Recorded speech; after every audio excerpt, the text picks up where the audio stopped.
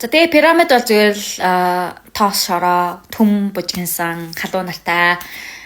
За тийм газар огцсон. Тэгээд бидрийг яг ингээд нөгөө автобусанд явж байхад ингээд хөрөө морь тэмэн дээр суухыг хүсэж байгаа бол $10 өгөөрэй гэж $10 хурааж мураагаал аваад гэсэн байхгүй.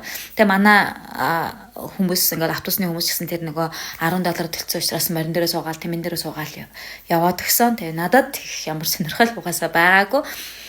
Тэгээд яг хөө ингээд пирамид руу орж болдог хэсэг байт юм лээ. Тэгээ тэр нь болохоор $30 байсан. Үнэхээр яг тэр үед бол надад ямар ч тийм хүч бол байгаагүй. Би үнэхээр тийш орохыг хүссэн ч гэсэн миний нэг энэ юунд би ерөөсөө тэнхээ байхгүй болсон байсан. Тэгэл за энэ ордог хаалга юм байна, $30 юм байна. За ингэж орж болох юм байна л гэж хараад тэгэл ирсэн дээ.